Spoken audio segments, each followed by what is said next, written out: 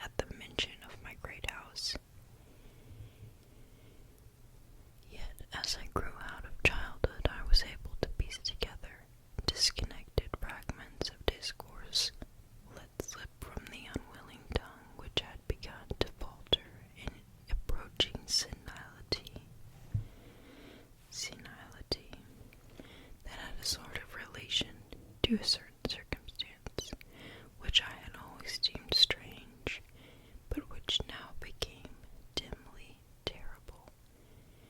The circumstance to which I allude is the early age at which all of the gaunt of my line had met their end. Whilst I had hitherto considered this but a natural attribute of a family of short-lived men, I afterward pondered long upon these premature deaths, and began to connect them with the wanderings of the old man, who often spoke of his curse, which for centuries had prevented the lives of the holders of my title from exceeding the span of 32 years. Upon my 21st birthday, the aged Pierre gave to me a family document, which he said had for many generations been handed down from father to son and continued by each possessor. Its contents were of the most startling nature, and its perusal confirmed the gravest of my apprehensions. At this time, my belief in the supernatural was firm and deep-seated, else I should have dismissed with scorn the incredible narrative unfolded before my eyes. The paper carried me back to the days of the 13th century, when the old castle in which I sat had been a feared and impregnable fortress. It told of a certain ancient man who had once dwelt on our estates, a person of no small accomplishments, though little above the rank of peasant, by name Michel, usually designated by the surname of Mauvais, the evil, on account of his sinister reputation. He had studied beyond the custom of his kind, seeking such things as the philosopher's stone, or the elixir of eternal life, and was reputed wise in the terrible secrets of black magic and alchemy. Michel Mauvais had one son named Charles, a youth as proficient as himself in the hidden arts, and who had therefore been called Le Sorcier, or the Wizard. This pair, shunned by all honest folk, were suspected of the most hideous practices. Old Michel was said to have burnt his wife alive as a sacrifice to the devil, and the unaccountable disappearance of many small peasant children were laid at the dreaded door of these two.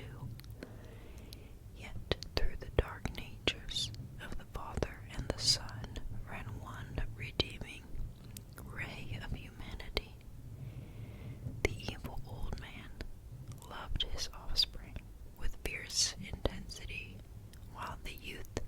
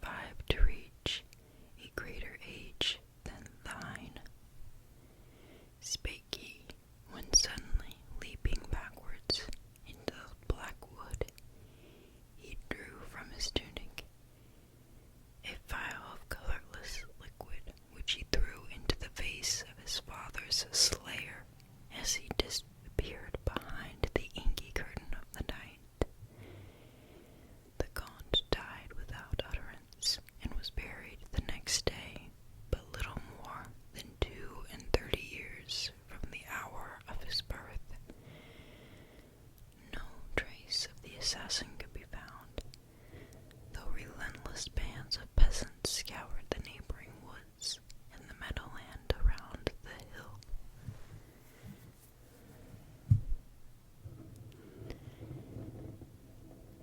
Thus, time and the want of a reminder dulled the memory of the curse in the minds of the late Gaunt's family, so that when Godfrey, innocent cause of the whole tragedy, and now bearing the title, was killed by an arrow whilst hunting at the age of 32, there were no thoughts save those of grief at his demise. But when years afterwards the next young Gaunt, Robert by name, was found dead in a nearby field from no apparent cause, the peasants told in whispers that their seigneur had lately passed his 32nd birthday, when surprised by early death.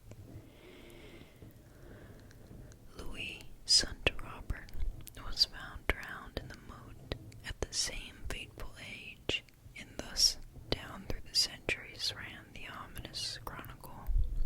Henry's, Robert's, Antoine's, and Armand's, snatched from happy and virtuous lives when little below the age of their unfortunate ancestor at his murder.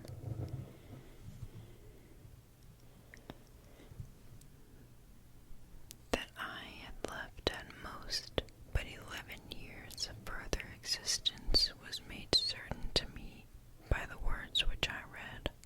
My life, previously held at small value, now became dearer to me each day as I delved deeper and deeper into the mysteries of the hidden world of black magic.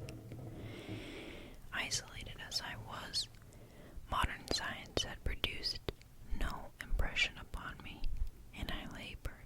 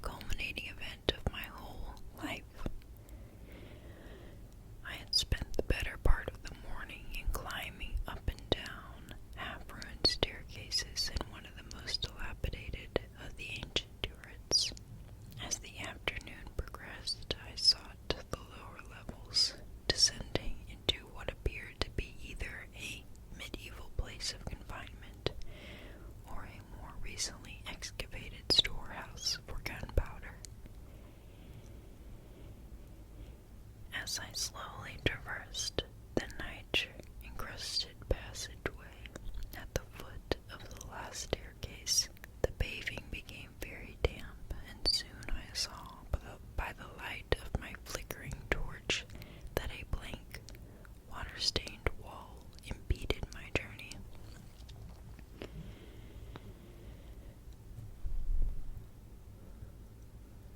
Turning to retrace my steps, my eye fell upon a small trapdoor with a ring, which lay directly beneath my feet.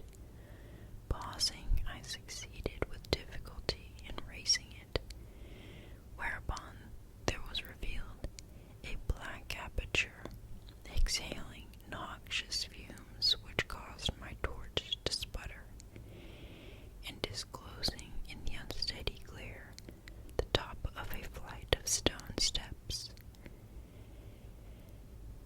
As soon as the torch, which I lowered into the repellent depths, burned freely and steadily, I commenced my descent. The steps were many and led to a narrow, stone-flagged passage, which I knew must be far underground. The passage proved of great length, and terminated in a massive oaken door, dripping with the moisture of the place and stoutly resisting all my attempts to open it. Ceasing after a time my efforts in this direction, I had proceeded back some distance toward the steps, when there suddenly fell to my experience one of the most profound and maddening shocks capable of reception by the human mind. Without warning, I heard the heavy door behind me creak slowly open upon its rusted hinges. My immediate sensations are incapable of analysis. To be confronted in a place as thoroughly deserted as I had deemed the old castle, with evidence of the presence of man or spirit, produced in my brain a horror of the most acute description.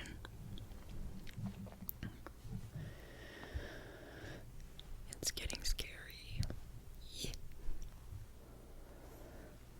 When at last I turned and faced the seat of the sound, my eyes must have started from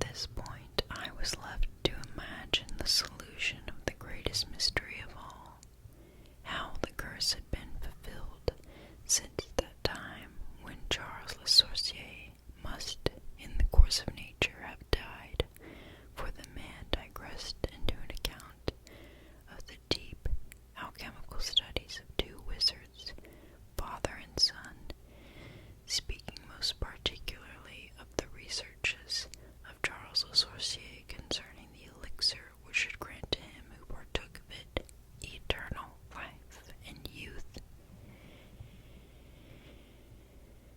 His enthusiasm had seemed for the moment to remove from his terrible eyes the hatred that had at first so haunted them, but suddenly the fiendish glare returned, and with a shocking sound, like the hissing of a serpent, the stranger raised a glass vial with the evident intent of ending my life, as had Charles Le Sorcier 600 years before ended that of my ancestor. Prompted by some preserving instinct of self-defense, I broke through the spell that had hitherto held me immovable, and flung my now dying torch at the creature who menaced my existence. I heard the vial break harmlessly against the stones of the passage as the tunic of the strange man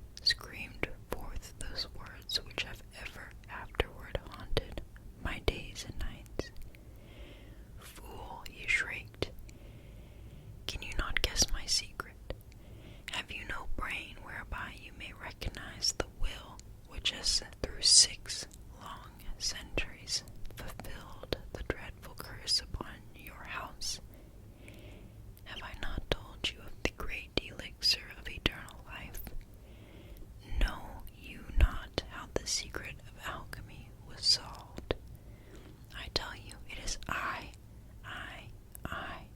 that have lived for 600 years to maintain my revenge. For I am Charles Le Sorcier.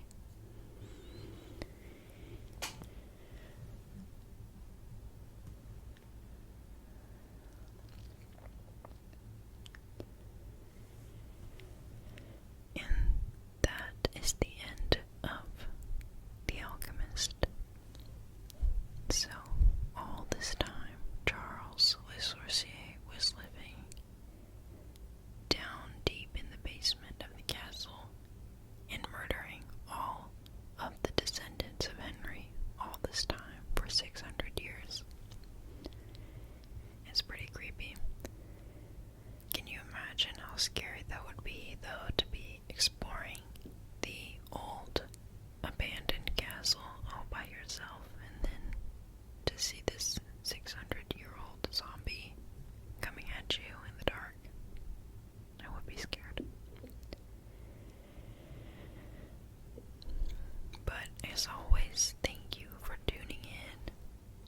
Please let me know any stories you might like to hear, and let me know how I can improve my videos. I'm just starting out and I like to keep things simple, but I'm sure there's some